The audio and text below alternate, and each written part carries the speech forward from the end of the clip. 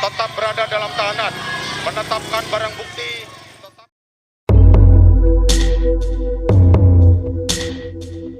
menjatuhkan pidana kepada terdakwa itu dengan pidana mati. Divonis hukuman mati, hal itu disampaikan oleh hakim dalam sidang putusannya pada Senin, tanggal 13 Februari tahun 2023. Tetap berada dalam tahanan. Vonis mati Ferdy Sambo adalah suatu hal yang cukup dilematis. Mungkin agak tidak etis, tapi hukuman mati inilah yang diharapkan oleh keluarga Brigadir J yang menjadi korban.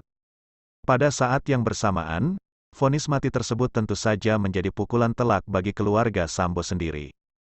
Terutama bagi putrinya, Trisha Angelika Ardiadana Sambo. Dirinya nampak begitu sedih terhadap hukuman mati sang ayah. Kesedihannya bahkan beberapa kali tertuang dalam akun Instagram pribadinya. Ferdy Sambo dihukum mati adalah sebuah hal yang begitu melegakan bagi keluarga Yosua. Namun itu juga menjadi kesedihan bagi keluarga Sambo. Hukuman mati adalah suatu hal yang mengerikan, sehingga hanya dijatuhkan pada mereka yang telah melakukan kejahatan luar biasa. Lantas, seperti apa hukuman mati Ferdy Sambo akan dilaksanakan? Simak selengkapnya sebagai berikut.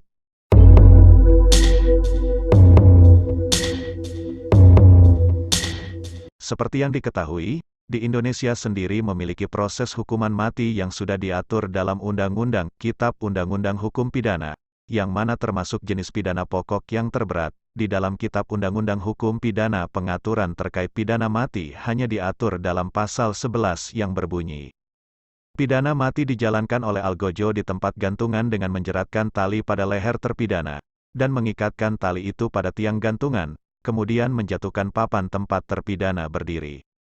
Sebelum diatur di dalam KUHP, aturan terkait pelaksanaan pidana mati di Indonesia telah beberapa kali diubah, yaitu menurut WFS 1915 dilakukan dengan cara digantung, menurut Osamu Gunrei nomor 1 tanggal 2 Maret tahun 1942 dilakukan dengan cara ditembak mati, menurut WFS 1915 Junto Statsblad 1945 nomor 123 dilakukan dengan cara ditembak mati.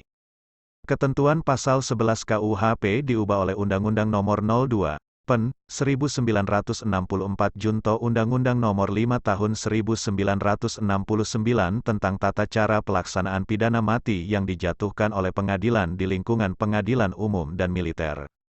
Kemudian pemerintah membuat pengaturan yang lebih teknis terkait pelaksanaan pidana mati yang mana diatur dalam Peraturan Kapolri Nomor 12 Tahun 2010 tentang tata cara pelaksanaan pidana mati. Tata cara pelaksanaan pidana mati terbagi menjadi 4 tahap, yaitu persiapan, pengorganisasian, pelaksanaan, dan pengakhiran. Dalam tulisan ini penulis fokus membahas pada tahapan pelaksanaan, yang mana penulis bagi lagi menjadi 5 tahapan sebagai berikut. 1. Terpidana diberikan pakaian yang bersih, sederhana, dan berwarna putih sebelum dibawa ke tempat pelaksanaan pidana mati. Pada saat dibawa ke tempat pelaksanaan pidana mati, terpidana dapat didampingi oleh seorang rohaniawan. Regu pendukung telah siap di tempat yang telah ditentukan 2 jam sebelum waktu pelaksanaan pidana mati. Regu penembak telah siap di lokasi pelaksanaan pidana mati 1 jam sebelum pelaksanaan dan berkumpul di daerah persiapan. Regu penembak mengatur posisi dan meletakkan 12 pucuk senjata api laras panjang di depan posisi tiang pelaksanaan pidana mati pada jarak 5 meter sampai dengan 10 meter dan kembali ke daerah persiapan. 2. Jaksa eksekutor mengadakan pemeriksaan terakhir terhadap terpidana mati dan persenjataan yang akan digunakan. Atas perintah dari jaksa eksekutor, komandan pelaksana memerintahkan komandan regu penembak untuk mengisi amunisi dan mengunci senjata ke dalam 12 pucuk senjata api laras panjang dengan 3 butir peluru tajam dan 9 butir peluru hampa yang masing-masing senjata api berisi 1 butir peluru. Jaksa eksekutor memerintahkan komandan regu 2 bersama anggotanya untuk membawa terpidana ke posisi penembakan dan melepaskan borgol lalu mengikat kedua tangan dan kaki terpidana ke tiang penyangga pelaksanaan pidana mati dengan posisi berdiri, duduk, atau berlutut, kecuali ditentukan lain oleh jaksa. 3. Terpidana diberi kesempatan terakhir untuk menenangkan diri paling lama 3 menit dengan didampingi seorang rohaniawan. Komandan regu 2 menutup mata terpidana dengan kain hitam. Kecuali jika terpidana menolak, dokter memberi tanda berwarna hitam pada baju terpidana tepat pada posisi jantung sebagai sasaran penembakan. Komandan Regu II melaporkan kepada jaksa eksekutor bahwa terpidana telah siap untuk dilaksanakan pidana mati. 4. Jaksa eksekutor memberikan tanda isyarat kepada komandan pelaksana untuk segera dilaksanakan penembakan terhadap terpidana. Komandan pelaksana memberikan tanda isyarat kepada komandan regu penembak untuk membawa regu penembak mengambil posisi dan mengambil senjata dengan posisi depan senjata dan menghadap ke arah terpidana. Komandan pelaksana mengambil tempat di samping kanan depan regu penembak dengan menghadap ke arah serong kiri regu penembak dan mengambil sikap istirahat di tempat. Pada saat komandan pelaksana mengambil sikap sempurna, regu penembak mengambil sikap salvo ke atas.